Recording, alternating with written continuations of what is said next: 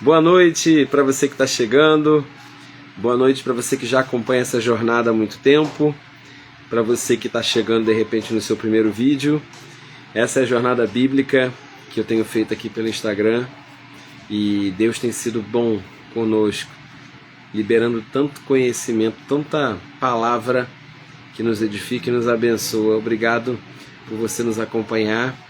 Eu queria convidar já quem está chegando na live a clicar no aviãozinho aqui à sua direita e enviar a live para os seus conhecidos, tá bom? Aquela palavra que você sabe que faz sentido para a sua vida, que vai fazer sentido para a vida de uma pessoa também, que pode ser, né, uma mudança de destino, uma mudança de vida para essa pessoa que precisa tanto ouvir a palavra junto com você. Amém, meus queridos? Estou enviando aqui, esperando também o Instagram fazer aquela chamada dos nossos seguidores. Então vamos que vamos. Saudade de todos vocês. Semana passada a gente não conseguiu ter esse tempo, né? Coloquei um novo calendário para a gente poder terminar a jornada esse ano, tá? A gente vai ter live dia 15, que é hoje, dia 22 e dia 29 de dezembro. Então a nossa intenção é falar de 1ª e 2ª Pedro hoje, falar de 1ª, 2ª, 3ª João e Judas na próxima semana e falar de Apocalipse na última semana do ano, e assim a gente terminar os 66 livros da Bíblia. Foram praticamente 66 lives, gente, é coisa beça, né? Desde a pandemia 2020, aí 5 anos, com algumas interrupções, alguns períodos sabáticos, mas sempre teve no meu coração esse chamado, essa intenção de deixar algo gravado, que pudesse ser um material de edificação, de consulta, de dar um panorama da palavra toda, a palavra de Deus toda para as pessoas, né? Então, o que está sendo feito no Instagram está indo para o canal no YouTube e está ficando lá todo esse material que eu espero que sirva para muitas pessoas, né? Algumas lives a gente fez na mesma live vários livros, principalmente agora que os livros são pequenos, né? As cartas são pequenas, mas também teve livros assim da Bíblia, por isso que eu falo que a Bíblia tem 66 livros e praticamente a gente fez 66, eu não contei ainda, porque teve dia que eu juntei vários livros numa mesma live, mas também teve dia que eu fiz 2 lives, 3 lives, acho que cheguei a fazer, do mesmo livro, né? Que uma live só não dava conta de falar tudo do livro. E sem aqui nenhuma pretensão de acreditar que falamos de tudo, né? O conhecimento de Deus é inesgotável. E o meu desejo é que a gente possa conhecê-lo mais. Vamos orar? Que o seu coração tenha muita fome de Deus aí onde você está, no tempo em que você vai assistir essa transmissão, que ela possa acertar em cheio o seu coração, suprir você com tudo que você precisa, que a presença de Deus seja esse cobertor que te envolve, que te protege, que a presença de Deus seja real, percebida, e te acompanhe todos os dias, e me acompanhe todos os dias. Senhor, eu me curvo em reverência à Tua santidade, em reverência à Tua palavra, desejando poder transmitir algo à altura, algo que corresponda à grandeza da Sua palavra, sabendo que nunca vou conseguir dar conta de tudo que ela representa para nós, mas pela Sua graça eu estou aqui hoje. A Sua graça me alcançou e me deu a honra de poder comunicar a Tua palavra. Eu quero fazer isso com um coração fiel, com zelo. Eu peço que a Tua unção esteja nos meus lábios, para que a palavra seja espada também para a minha vida, para o meu ouvido que ouve a palavra que sai da minha boca, mas que também a palavra seja ungida no ouvido, põe Tua unção no ouvido de quem ouve, Senhor, para que vidas sejam transformadas pelo ensino da Sua palavra, lava-nos pela sua palavra, como o apóstolo Pedro foi lavado pelo Senhor Jesus, teve seus pés lavados. E a gente vê uma jornada de maturidade entre o Pedro da juventude e o Pedro apóstolo. Senhor, que a gente possa viver essa transição aí, essa transição do Simão para o Pedro, em nome de Jesus. Amém. Bem-vindos aí, aqueles que chegaram, meus cunhados Israel e Karina, Diogo Oliveira, coisa boa, temos na transmissão internacional hoje, temos pessoas de Portugal nos assistindo, glória a Deus. Esteja conosco aí nessa interação ao vivo e que a gente também possa deixar algo aí gravado para alcançar aqueles que vão assistir em outro momento, certo? Que bom, que bom. Dezembro a gente está aqui estudando a Bíblia. Você que gosta de anotar, pega papel e caneta, sua Bíblia e vamos estudar. Hoje nós vamos falar de 1 e 2 Pedro, tá bom? O tema que eu coloquei, a frase que eu coloquei é fé firme em tempos difíceis, tá? Se a gente pudesse destacar algumas palavras-chave dessas duas cartas, né? A gente poderia falar de sofrimento e perseverança. A gente poderia falar de santidade, depois eu vou focar nisso, cuidado pastoral e sobre a segunda vinda de Cristo e os falsos mestres. Mas eu vou começar falando de sofrimento e perseverança, que é o texto principal dessas epístolas que Pedro coloca dessa forma. 1 Pedro 1, você que está com a Bíblia aí, capítulo 1, versículos 6 e 7. O apóstolo Pedro escreve para os cristãos da região ali da Turquia, e ele fala assim: nisso exultais, ou seja, vocês se alegram, ainda que agora, por um pouco de tempo, sendo necessário, estejais contristados por várias provações, para que a prova da vossa fé, muito mais preciosa do que o ouro que perece, embora provado pelo fogo, redunde em louvor, glória e honra na revelação de Jesus Cristo. Então, olha, nós vamos nos alegrar, porque nós vamos experimentar louvor, glória e honra na revelação do Senhor Jesus. Mas, por enquanto, as provações que nós passamos, elas são a prova da nossa fé. E ela funciona como um fogo que nos refina, que nos purifica. É disso que ele está falando, né? Tudo isso que a gente está passando na nossa realidade atual são, na verdade, uma prova para nos purificar, para que a nossa fé produza uma glória eterna. E eu estava orando aqui no começo, né? Esse apóstolo que escreveu essa carta é um homem cheio de falhas, né? Era um jovem impulsivo. Quem lê os evangelhos sempre vê o destaque ele de Pedro como discípulo. É aquele discípulo que fazia perguntas, era repreendido por Jesus naquilo que ele falava. É aquele discípulo que, quando vão prender o seu mestre, ele puxa da faca, né? Aquela arma que está ali com ele já, talvez durante todo o discipulado de Jesus a arma estava lá, e naquela hora a arma apareceu. É aquele discípulo que diz que nunca vai negar, que sempre vai dizer que é fiel a Jesus, mas na prática, quando Jesus olha no olho e pergunta: você me ama? Ele treme na base, porque ele sabe que o amor dele falhou. Quem sabe você que está me assistindo é alguém que ama Jesus, mas sabe que em alguns momentos o seu amor por ele falhou. Nós nunca vamos amá-lo como ele nos ama. E Jesus sabe disso. Quando Jesus olha nos olhos de Pedro e fala: você me ama?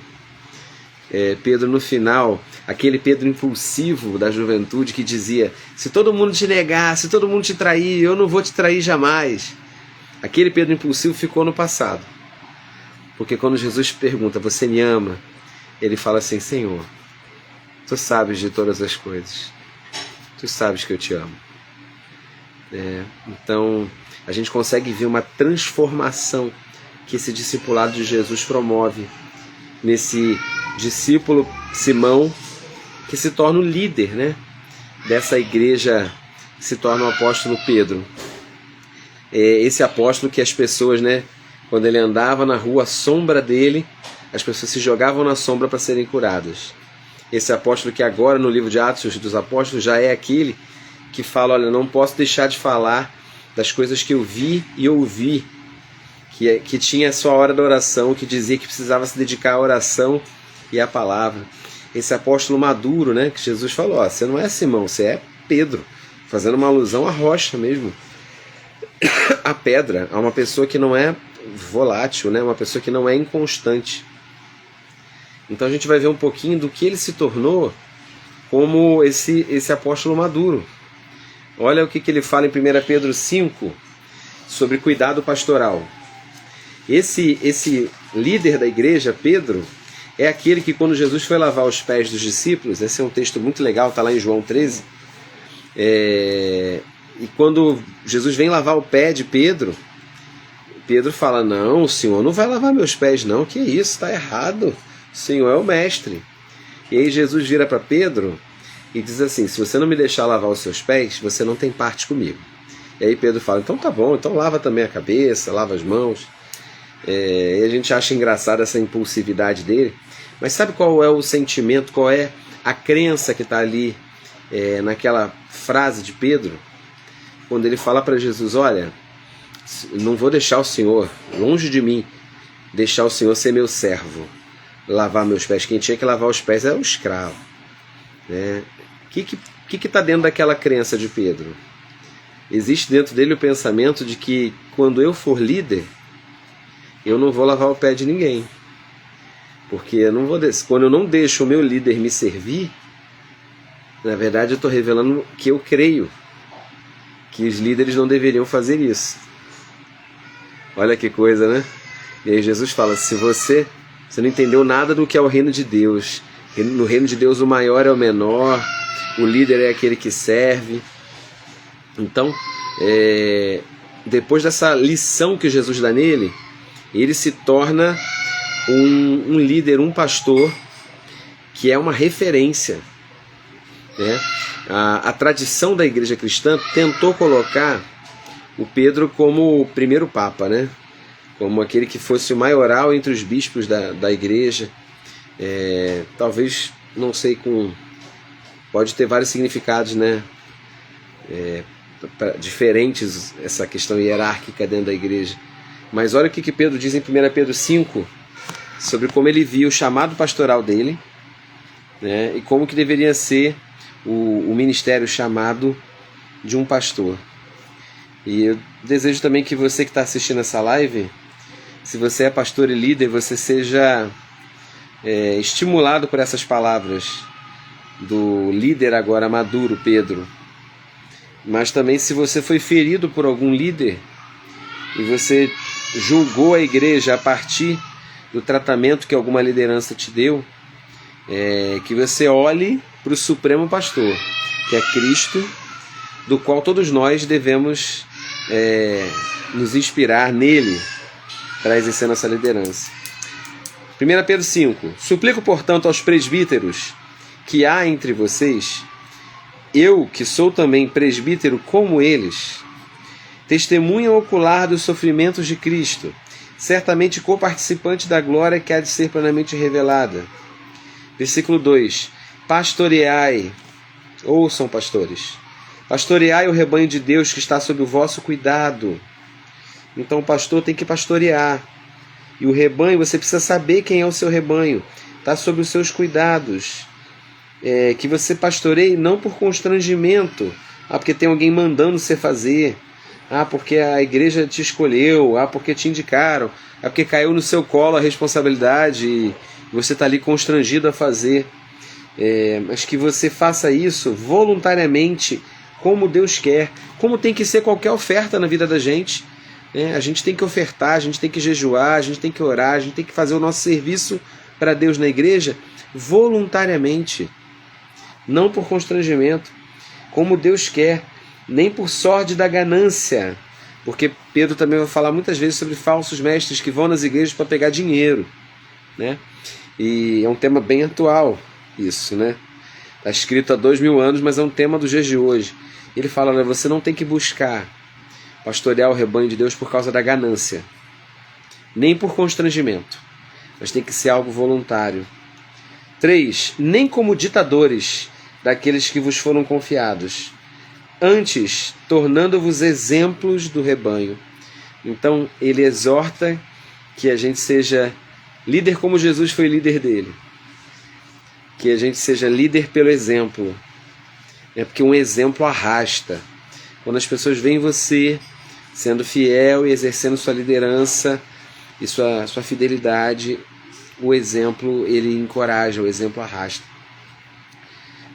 Versículo 4. Assim que o Supremo Pastor se manifestar, recebereis a imperecível coroa da glória. Amém? Então esse aqui é o discípulo Pedro, que se tornou o apóstolo Pedro, que nos ensina a pastorear pelo exemplo. E olha, não foi fácil ele exercer o ministério dele, né? Nós sabemos que logo depois da morte de Jesus começou uma perseguição intensa aos cristãos da parte dos judeus ali na região da Judéia. Mas conforme o evangelho foi avançando também para outras cidades, ele começou a incomodar o Império Romano. A gente sabe que Pedro vai ter uma atuação muito maior entre os judeus. Ele é um apóstolo da circuncisão, enquanto Paulo se voltou mais para os gentios, para a incircuncisão. Mas houve um movimento forte dentro do Império Romano, né, para perseguir esses cristãos. Então, no primeiro momento, a perseguição que era só entre judeus passou a ser uma perseguição do próprio Império contra os cristãos, que já cresciam muito em número. A primeira carta de Pedro foi escrita entre o ano 64 e 65 depois de Cristo. E a segunda carta, um pouquinho depois, entre o ano 66 e 68 depois de Cristo, ano 68, que é provavelmente o ano da morte do apóstolo Pedro e do apóstolo Paulo, tá? O que estava acontecendo aí? É por isso que Pedro, quando escreve, ele escreve muito sobre tribulação, sobre a gente suportar, né, a perseguição, porque ele está debaixo do Império Romano, de um dos piores imperadores da história do Império, né, o imperador Nero.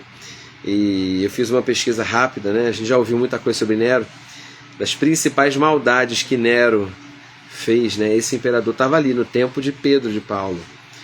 Ele assassinou, né, Nero assassinou sua mãe, Agripina, suas esposas Otávia e Popéia Sabina. Ele culpou os cristãos pelo incêndio de Roma no ano 64 depois de Cristo, né? Então provavelmente foi o próprio Nero que incendiou Roma e colocou a culpa nos cristãos. E além de várias perseguições que ele fez ao cristianismo, tinha requinte de maldade naquilo que ele fazia. Ele incendiou os cristãos, ele usava os cristãos para fazer lanternas humanas para iluminar o seu jardim. Ele foi considerado um imperador tirano e cruel. Então, debaixo dessa autoridade de extremo terror e medo, né, de fato, ele iluminava Roma com corpos humanos queimando, né, como postes, e ele fez isso com diversos cristãos. E aí Pedro fala, olha, a fé de vocês está sendo passada pelo fogo, está sendo posta à prova, mas esse fogo vai refinar vocês, e a gente vai ver uma fé, quando o Senhor Jesus se manifestar, ele vai revelar, né, quem são vocês de fato, qual a qualidade da fé de vocês. Então, esse Pedro, pescador da Galileia, que por um tempo teve medo de morrer e se escondeu e negou que era discípulo de Cristo, no ano 68 depois de Cristo, ele é assassinado, né? E quando ele vai para a crucificação, contam, né, não está na Bíblia, está nos livros de história, que Pedro pediu para ser crucificado de cabeça para baixo, porque ele não era digno de ser crucificado da mesma forma que o mestre. Então esse Pedro, ele se tornou então um discípulo que não negou a sua fé, mesmo diante da morte. Ele foi totalmente amadurecido e destemido após a experiência lá de Pentecostes, onde ele se torna o pregador das 3.000 almas convertidas, né? Essa é a sua história, essa é a minha história, de pessoas que de repente viveram a frustração, que viveram pecados, que viveram um remorso muito grande por alguma coisa que não fez como devia fazer, mas que no final da vida então Pedro glorifica a Deus até a hora da sua morte. A primeira carta de Pedro foi escrita provavelmente através da ajuda ali tinha essa prática, né, de pessoas ajudarem na escrita enquanto alguém ditava a pregação, né? Provavelmente a primeira carta tem a influência de Silvano, tá? Paulo chama ele de Silvano algumas vezes, mas ele é chamado de Silas, nosso querido Silas, tá? Aquele que estava lá na prisão com Paulo é aquele que ajuda a escrever a primeira carta de Pedro. A segunda carta de Pedro já parece ter as marcas somente da escrita dele, porque até a escrita é um pouco diferente, apesar de ter o mesmo autor. Vamos ler as partes mais importantes das duas cartas. 1 Pedro 1:3, reforçando então esse ensinamento sobre a esperança viva em tempos de perseguição. 1 Pedro 1:3 até o 9. Ele fala o seguinte: porquanto estáis realizando o alvo da vossa fé, que é a salvação das vossas almas. Foi exatamente, eu li o 1 versículo 9, né? Agora eu vou ler do 3 ao 9.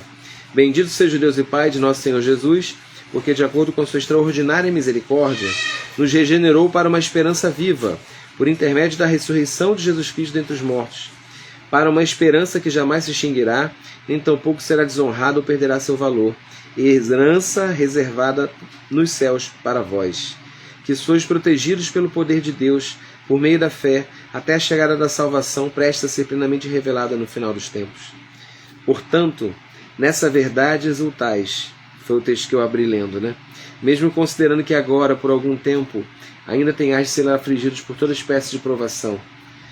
Assim acontecerá para que a sinceridade da vossa fé seja atestada, muito mais preciosa que o ouro que se corrompe, ainda que, refinado pelo fogo, resultando em louvor, glória e honra quando Jesus Cristo for revelado. Pois mesmo sem tê-lo visto, vós o amais. Aleluia. E ainda que não estejais podendo contemplar seu corpo neste momento, credes em sua pessoa e exultais com indescritível e glorioso júbilo, porquanto estáis realizando o alvo da vossa fé, a salvação das vossas almas. 1 Pedro 3,15 também fala sobre a gente dar testemunho do Evangelho com mansidão. A gente não pode se irritar com as pessoas, a gente precisa compartilhar o Evangelho com mansidão. 1 Pedro 3,15.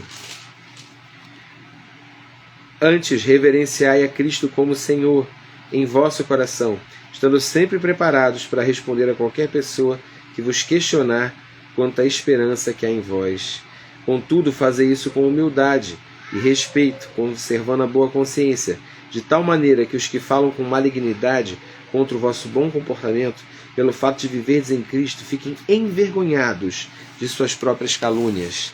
Quão bom é quando aqueles que nos perseguem descobrem que o que eles estão fazendo não tem base, porque a gente não dá motivo para tanta perseguição e tanta afronta, né? Que a gente esteja pronto para responder para quem pedir a razão da nossa fé, que a gente esteja pronto para responder com mansidão, com humildade, aqueles que precisam do testemunho do Evangelho.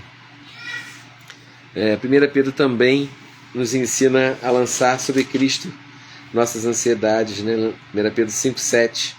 Lance sobre ele toda a vossa ansiedade, porque ele tem cuidado de vós. Então, no meio desse império romano, onde cada um vivia sem saber como ia ser o amanhã, ele diz para esses cristãos aí da Ásia, região da Turquia, né? Lancem sobre ele toda a vossa ansiedade, porque ele tem cuidado de vós. E no versículo 10 da primeira carta, ainda ele termina com a palavra de consolo. Eu quero liberar esse consolo sobre a sua vida. Vai recebendo aí, vai dizendo amém. O Deus de toda graça, que vos convocou à sua eterna glória em Cristo Jesus, logo depois de terdes sofrido por um período curto de tempo, vos restaurará, confirmará, concederá forças e vos estabelecerá sobre firmes alicerces. Sabe, quando eu estava lendo esse texto, veio no meu coração muito forte que esse aqui foi o 2025 de muita gente. Muita gente viveu isso aqui, olha. Se você sofreu por um período de tempo, o Deus de toda graça vos convocou a sua glória eterna em Cristo, logo depois de ter sofrido por um período curto de tempo. Ele vos restaurará, confirmará, concederá forças e vos estabelecerá sobre firmes alicerces. Essa é uma palavra para o seu 2026. Queria destacar também, né, entre os textos mais importantes da primeira e da segunda carta, que hoje a live é sobre as duas, né? Vamos entrar na segunda carta aqui. É uma carta muito focada, a segunda de Pedro, é focada em falar contra os falsos mestres, que eram aqueles pregadores itinerantes que iam nas igrejas em torno de dinheiro, e alguns negavam alguns pontos essenciais da doutrina. Então Pedro, que é esse pastor experiente agora, maduro, mas que está vendo os seus dias acabando, precisava deixar aí a sua mensagem, seu alerta para a igreja. Então no 2 Pedro 2, no versículo 1, ele diz assim, do 1 ao 3, né? Ele vai endereçar a carta, eu vou ler só o 3. Pelo seu divino poder nos concedeu tudo o que necessitamos para a vida e para a piedade, por intermédio do pleno conhecimento daquele que nos convocou para a sua própria glória e virtude.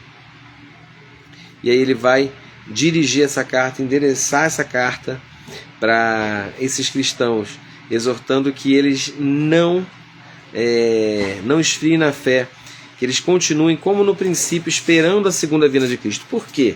A primeira geração de cristãos viu Jesus subindo no céu. Então havia naquela igreja ali em Atos dos Apóstolos a expectativa do iminente retorno de Jesus. Imagina que você acabou de ver ele subindo. Então você imagina que logo logo ele está voltando, né?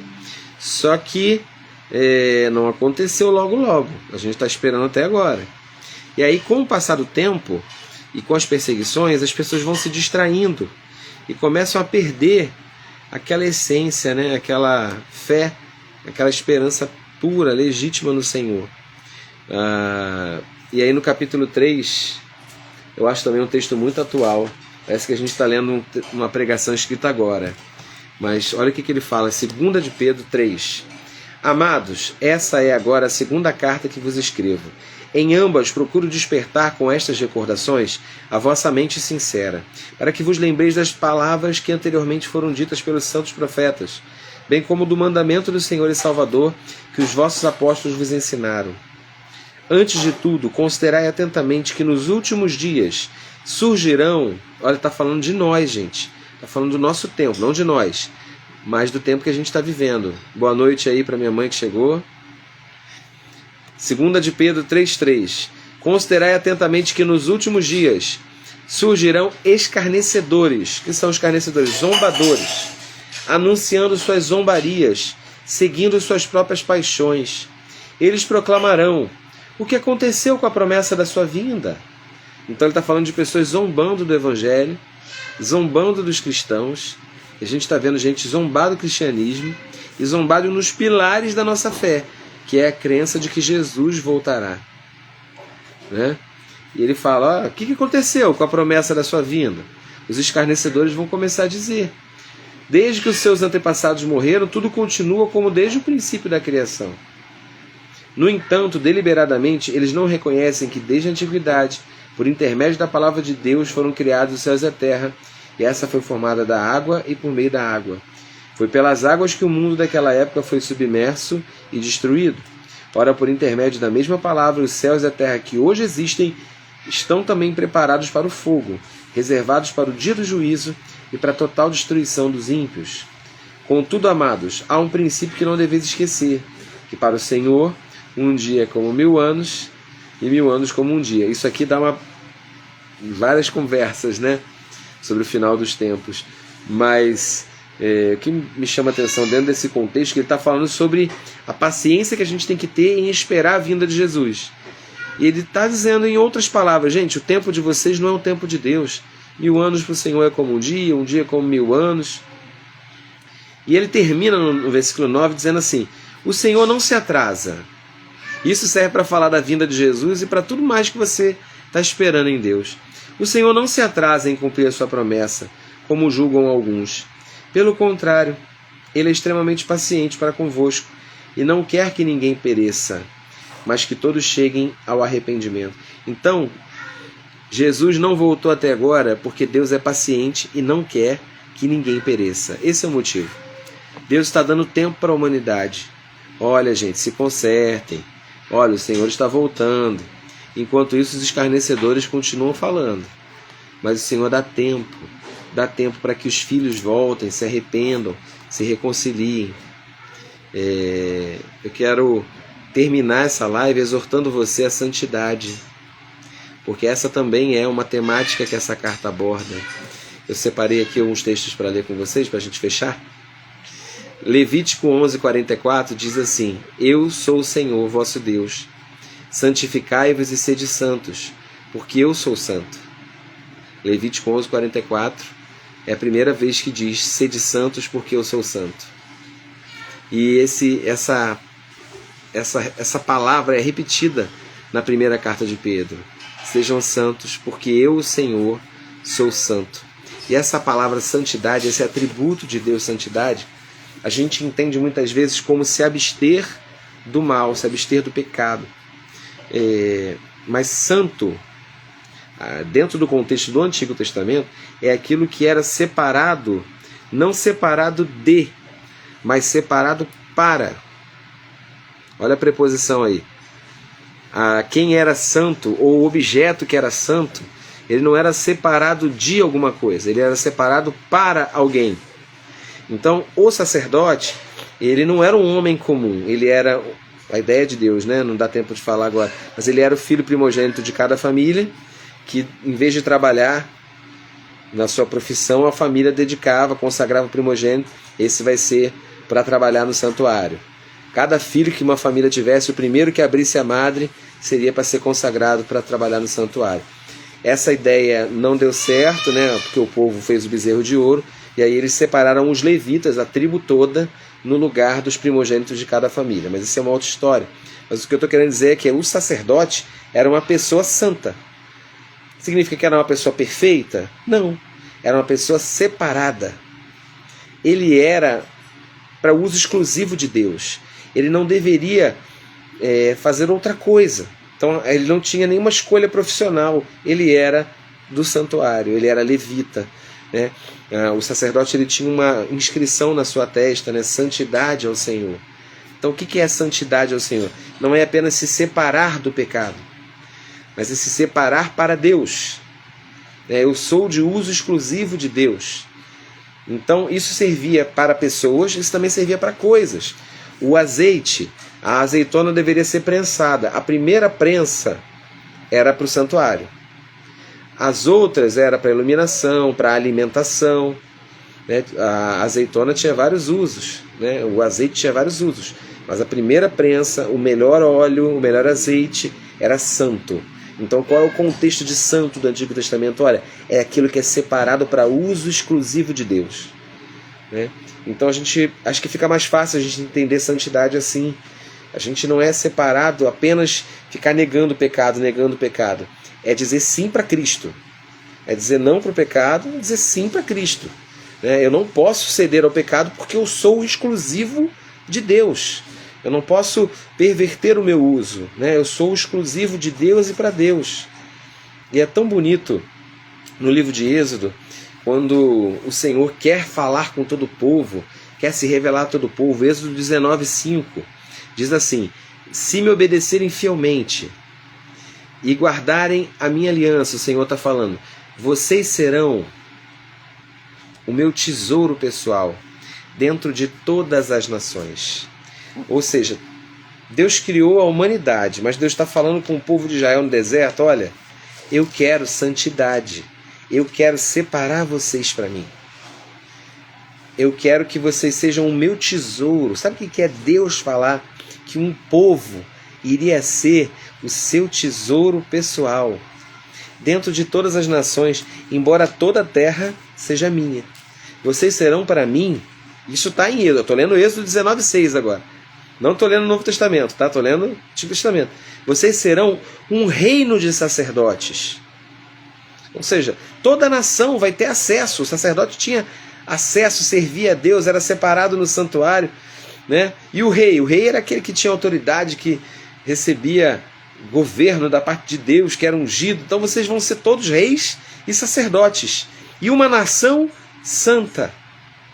Essas são as palavras que Deus falou para que Moisés dissesse aos israelitas. Isso está em Êxodo 19, 5, 6. A intenção de Deus é que o povo de Israel todo fosse reino e sacerdote, ou seja, eles não iam ter sacerdotes que mediassem a relação deles com Deus. Eles iriam ser o povo que o mundo, que os gentios iriam procurar para conhecer Deus. Porque você sabe que entre as funções do sacerdote está ensinar o que é santo e o que é profano. O sacerdote tem uma função mestral, tem uma função de ensino. Então ele deveria ser procurado para orientar as pessoas a respeito de como cultuar o Senhor. O sacerdote era uma referência, mas Deus queria um povo sacerdotal. A intenção de Deus desde o Antigo Testamento não era uma tribo, a tribo de Levi, era o povo todo. Todo o povo deveria ser sacerdote, mas isso não aconteceu lá no Antigo Testamento. Mas 1 Pedro, capítulo 2, versículo 9, e eu vou fechar com esse texto, que é talvez o mais importante das cartas de Pedro. Porém vós sois, 1 Pedro 2,9, geração eleita, sacerdócio real, nação santa, povo de propriedade exclusiva de Deus, cujo propósito é proclamar as grandezas daquele que vos convocou das trevas para a sua maravilhosa luz. Vós sim, que antes não erais sequer povo, mas agora sois povo de Deus. Não tinhas recebido a misericórdia, contudo agora a recebestes. Ele está falando para uma igreja de gentios, para uma igreja da Turquia, para aqueles cristãos debaixo da perseguição de Nero. E aí ele vai fazer uma referência ao texto que o Senhor falou lá para Israel. Olha, a intenção de Deus era ter um povo que fosse o seu tesouro pessoal. Essa palavra é para você agora. Você é o tesouro de Deus. Você é reino de sacerdotes. Você é geração eleita. É através de você que o mundo vai receber a proclamação do Evangelho. E é por isso que ele fala, olha, sejam santos. Sejam santos, porque o Senhor é santo. Se separe para Ele. Dedica a sua vida para Ele. Dedica o seu tempo para Ele. Amém? Aplica essa palavra na sua vida, que ela seja para você a inspiração que está sendo para a minha vida. Semana que vem a gente volta para dar continuidade na jornada. 1 João, 2 João, 3 João, Judas. Só tem uma página. E aí a gente vai fazer essas cartas, de João e Judas, e vamos terminar dia 22 de dezembro, antes do Natal. Dia 29, antes do Ano Novo, a gente vai para o Apocalipse.